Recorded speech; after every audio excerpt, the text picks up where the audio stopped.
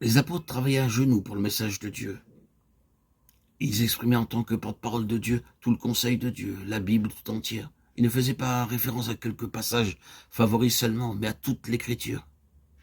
C'est la doctrine des apôtres et seul un tel enseignement et une telle prédication peuvent apporter une véritable unité parmi les chrétiens. Ils ne prêchaient pas ou n'enseignaient pas selon la sagesse humaine. Ils n'essayaient pas de plaire aux hommes. Même si le peuple aimait ceci ou cela, leur travail était de donner le message de Dieu avec la sagesse de Dieu et la puissance de Dieu. C'est la doctrine des apôtres, la parole pure du Dieu vivant, le message de Dieu puissant et vrai. C'est pourquoi dans chaque lieu, le même enseignement était donné. Vient ensuite la communion fraternelle. Nous avons d'abord la communion avec le Fils, notre Sauveur, le Seigneur Jésus-Christ, 1 Corinthiens 9. Puis, nous avons la communion avec Dieu le Père, 1 Jean 3.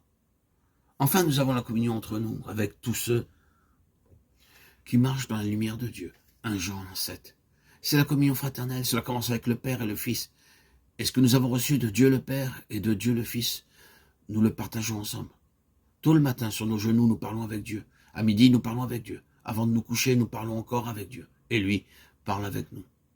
Lorsque nous rencontrons nos frères en la foi, dans la rue, à la maison, nous partageons ce que nous avons reçu. C'est la véritable communion fraternelle. Se réunir pour cancaner ou pour médire, pour prendre une tasse de café ou de thé, pour fumer, ne peut pas édifier ou inspirer. Il n'y a pas de communion fraternelle.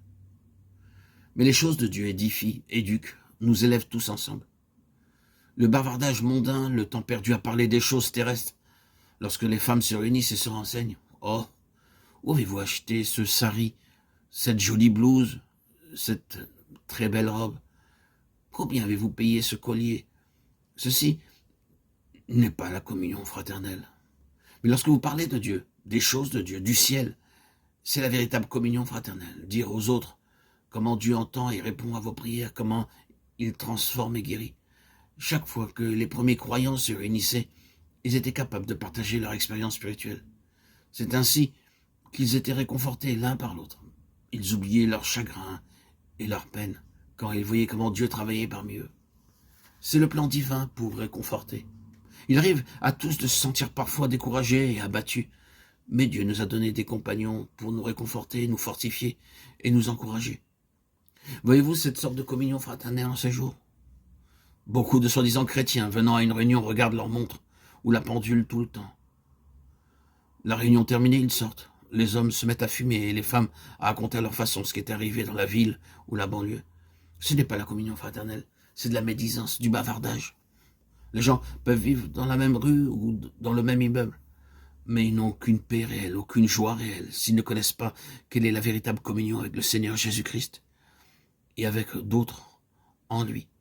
Dans l'amour et la communion fraternelle, il y a de la puissance et de la force. En venant ensemble comme un seul coup, nous oublions nos peines, notre pauvreté. En portant les fardeaux les uns des autres, nous accomplissons la loi de Christ. En priant ensemble en son nom, nous lions Satan. Matthieu 18, 19.